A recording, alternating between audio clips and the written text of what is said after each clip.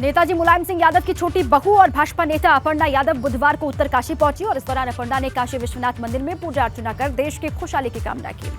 अपर्णा यादव ने बजट को लेकर बयान दिया। अपर्णा ने कहा कि केंद्र सरकार ने बजट में महिलाओं का विशेष ध्यान रखा है। ये बजट महिलाओं के विकास के लिए मील का पत्थर साबित होगी।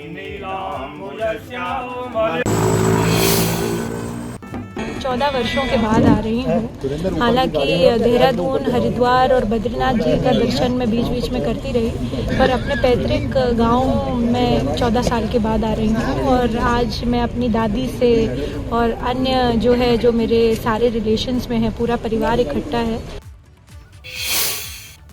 पौड़ी से अगली खबर। पौड़ी में जल जीवन मिशन योजना की धीमी रफ्तार से डीएम बेहद नाराज हैं। डीएम ने पेयजल निगम और जल संस्थान को निर्देश दिए हैं कि वह अधूरे पड़े कामों में तेजी लाएं। डीएम के निर्देश है कि फरवरी महीने के भीतर ही 110 कामों को पूरा कर लिया जाए। जल जीवन मिशन योजना के तहत अब तक 1700 काम पूरे हो चुके हैं, जबकि 717 काम प्रगति पर अभी हैं।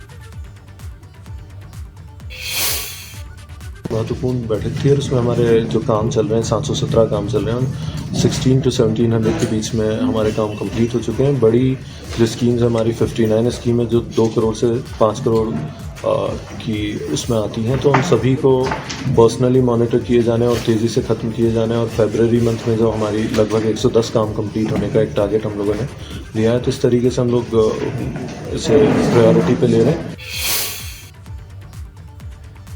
जमरानी बांध परियोजना के डूब क्षेत्र में आने वाले परिवारों का पुनर्वास करने की तैयारी शुरू हो चुकी है। सरकार ने प्रभावित परिवारों को भाबर से तराई क्षेत्र में बसाने की कवायद शुरू कर दी है। किच्चा के प्राग फार्म में सर्वे का काम पूरा कर लिया गया। जमरानी बांध परियोजना से प्रभावित 1327 परिवारों का विस्थापन किया जाना है।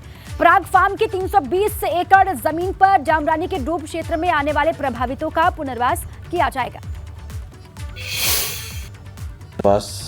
जो करने जा रहे हैं, इसकी स्कीम हम अब शीघ्रता के साथ अभी इसका प्रकाशन करेंगे और फॉरेस्ट से भी हमारी सारी क्लियरेंस मिल गई है। अब वित्तीय स्वीकृति के बाद हम जमरानी निर्माण का काम शुरू कर रहे हैं। पौड़ी में कंडोलिया से किंकालेश्वर जाने वाली सड़क खस्ता हाल है। सड़क पर बना लैंडस्लाइड जोन फिर से सक्रिय हो गया है और ऐसे में यहां से सफर करने वाले हर पल खौफ के साए में रहते हैं। बीते साल इस जगह पर सड़क को चौड़ा किया गया था। तस्वीर भी आप देख रहे हैं, मगर सड़क किनारे बनाई गई सुरक्षा दीवार यहां पर टूट गई। पहाड़ी दरकने की वजह से मलबा सड़क पर आ गिरा। साथ ही लैंडस्लाइड जोन से सड़क के नीचे बसी एक बस्ती के ऊपर भी खतरा बना हुआ है। रोड कटी थी कम से कम 2-3 साल पहले, इसमें चौड़ीकरण हुआ था। चौड़ीकरण के कारण जो साइड डेवलप हुआ, उसके कारण 1 साल तो नहीं पर दूसरे साल बारिश, इस पिछली बारिश में सारा स्लाइडिंग हो गया। ऊपर से पूरी जमीन कटी हुई है और साथ में नीचे जो कुछ मकान हैं उनके लिए भी खतरा बना हुआ है। लगातार पत्थर गिरते रहते हैं, जब हल्की बारिश होती है तो पत्थर गिरते रहते हैं लगातार इसमें, तो कुछ लोगों के लिए भी खतरा है नीचे। तो जल्दी से जल्दी जरा इसका ट्रीटमेंट हो जाए तो बहुत। जो किंकालेश्वर सड़क है उस पर जो भूस्खलन हुआ था हमारा अभी 2-3 माह पहले, उसमें जितना भी मलबा निस्तारित किया गया हमारे द्वारा, उसको जेसीबी और टिप्पर के द्वारा सुरक्षित स्थान पर डिस्पोज ऑफ कर दिया गया है और जो उसका सुरक्षात्मक कार्य है उसका आपदा न्यूनीकरण मद के अंतर्गत हमने एस्टिमेट प्रेषित कर दिया है और जैसे ही हमारे को वित्तीय स्वीकृति प्राप्त हो जाती है तो इसकी निविदाएं आमंत्रित करके सुरक्षात्मक कार्य करवाया जाएगा। पहाड़ी क्षेत्रों से पलायन रोकने और स्वरोजगार को बढ़ावा देने के लिए थाड़ीखेत में प्रशिक्षण कार्यक्रम आयोजित किया गया और इस पूरे कार्यक्रम में प्रधानमंत्री के सलाहकार भास्कर खुल्बे ने हिस्सा लिया। पहले फेज में महिला समूहों को बिच्छू घास से ऑर्गेनिक चाय, धागा और रेशे से कपड़ा बनाने का प्रशिक्षण यहां पर दिया गया।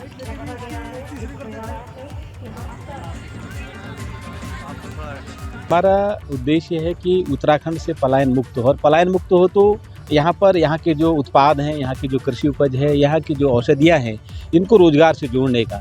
तो हमारे NRLM और रीप की मदद से हमने हमारे पूर्व IAS और प्रधानमंत्री जी के पूर्व सलाहकार आदरणीय भास्कर खुल्बे जी से निवेदन किया था कि हमारे क्षेत्र में प्रशिक्षण शिविर खोला जाए। बिच्छू घास जिसको गांव में हमेशा या तो मास्टर जी की बेंत समझते थे या फिर गरीब लोगों की सब्जी समझते थे, उसे आज एक ऐसा रूप दिया है कि वो चाय के रूप में बड़े बड़े जगहों में, बड़े बड़े शहरों में, बड़े बड़े देशों में बिके और उससे जो रेशा निकलता है बिच्छू घास से, वो रेशे का फाइबर, उसका टेक्सटाइल या तो अंगवस्त्र या जैकेट या शॉल उसकी तरह से लोगों के पास सुसज्जित हो।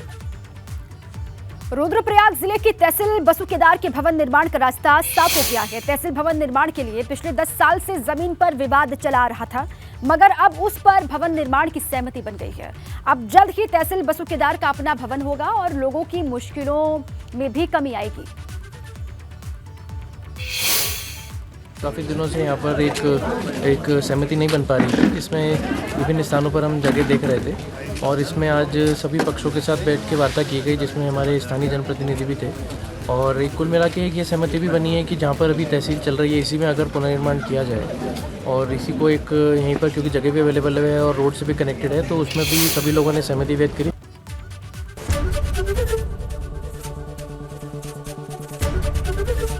एबीपी गंगा, खबर आपकी, जुबान आपकी।